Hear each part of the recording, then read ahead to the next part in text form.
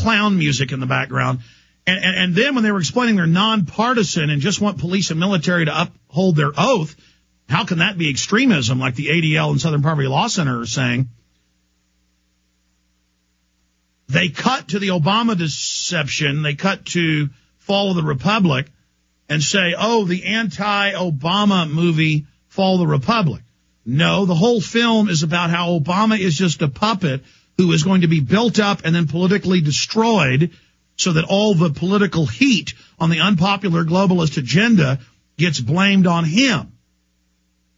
This is actually, in the long run, helping the individual Obama by letting people know he was just a front man. And it helps the people of the world understand how the political system really works. It's not good for Obama, short term or even long run, for people to actually think he's running things.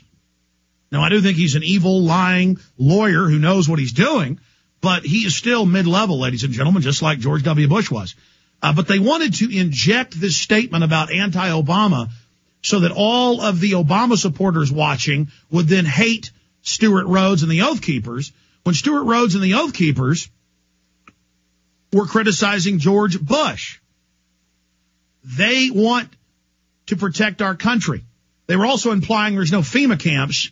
So Kurt Nimmo wrote a very important story up on Infowars.com titled CNN Propaganda Segment on Oath Keepers Demonizes Fall of the Republic. And he just links to ABC News, Houston Chronicle, Wall Street Journal, admitting the FEMA camps for political dissonance. We've had congressmen on about it. They've got legislation introduced to expand them. And the ADL put out a report 2 days ago saying there's no FEMA camps and we're insane liars. Look, it isn't going to work anymore. Here is a short clip where they try to invoke the left-right paradigm to divide everyone so that all the Democrats will hate Oath Keepers and think that it's an anti-Obama group. Here it is. To disobey any orders, as they put it, to disarm the American people or to force citizens into detention camps. It's a pledge Rhodes recites in an anti-Obama DVD called The Fall of the Republic. Not obey orders to impose martial law. I will not obey. Mark Potok, who monitors extremist groups for the Southern Poverty Law Center, says the Oath Keepers are exploiting false rumors found on fringe websites. Many of the Oath Keepers are people who believe that martial law is about to be imposed at any moment. That's enough. It is.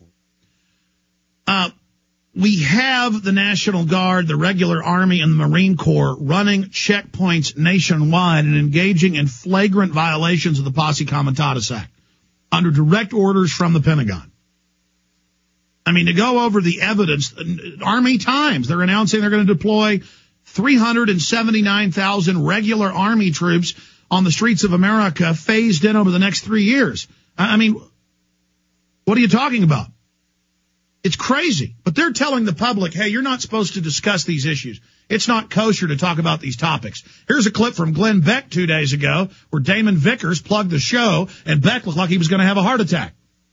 There are a lot of conspiracy theories out there, and I had the benefit of doing the Alex Jones show last night, and I heard a couple of them, and I'm not disputing that many of them may be actually true, but market forces are likely to take... You don't need a conspiracy theory.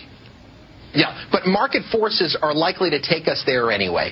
The dollar is way too high, and other currencies are way too low. So what you're likely to see is a realignment of currencies.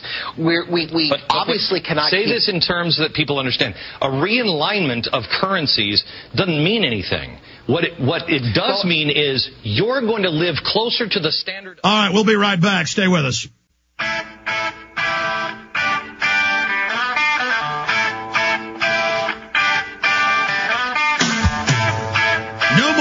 Mr. Nice Guy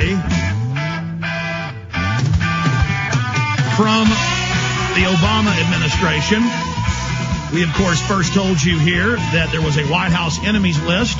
Then it came out in mainstream newspapers, and I'm listed in the top 25 of enemies by Barack H. Obama because of my film, The Obama Deception, and they also listed the upcoming Fall of the Republic, which is now out. CNN has attacked us over the film. CBS Nightly News, the Jerusalem Post, the ADL of all groups, the New Republic, Salon, They are openly saying, I've got to be taken down, I'm dangerous, I'm calling for violence, when I never call for violence, and we speak out against agent provocateurs and violence. I am being set up. We've had the Secret Service here twice, probing around. We have had the FBI here probing around. So I take this very, very seriously when it happens to another broadcaster and a pastor who's protected doubly under the First Amendment and who I've never heard call for any violence. James David Manning is the chief pastor of the Atla World Missionary Church at 123rd Street in New York City. Atla stands for All the Land Anointed Holy, which is God's name for Harlem. Manning graduated from the College of New Rochelle with a Bachelor of Arts degree and continued on to the Union Theological Seminary in New York City, where he was awarded a Master of Divinity. Manning also holds a Doctor of Philosophy degree from the Atla Theological Seminary, and we really appreciate him coming on. He has a radio show and is very popular television program called The Manning Report. And I've gotten a lot of calls, a lot of emails the last 2 days since we linked to a video up on Infowars.com and PrisonPlanet.com, where he talks about a very threatening meeting he had with the Secret Service / CIA. And if you don't know, the CIA works with the local New York police and the Secret Service. That's been admitted. And he said in the report that he believes he will be arrested. So to give us full details on what happened for the rest of this hour is Pastor James David Manning. And whether you love him or hate him, and I happen to really like him and think he's a man of great courage and a great orator and teacher of the Bible as well. Whether you love him or hate him, he's got his First Amendment. And though I haven't seen all of his videos or read all of his work, I mean, he's always talking about what's going to happen in this country. He's certainly not calling for it. He's pointing out that Obama is butchering the Bill of Rights and Constitution. It's good to have you here with us, Pastor. Thank you so very much, Alex, for having me on. I'm really delighted to be on your broadcast today. And let me say right away, I have, as millions of other Americans, have benefited greatly from your precise, eagle-eye vision teaching of what's happening in this nation from a political point of view, from a Federal Reserve point of view. The Obama deception, the fall of the Republic, has really become the college, the university, the place of education of Americans for actually how our government works globally, financially. We've all benefited greatly from your tireless expertise. So I just want to thank you for informing me of so many things that I could not have known without having gone through all of your presentations. So, well, God bless you, Pastor. You've informed us of a lot as well.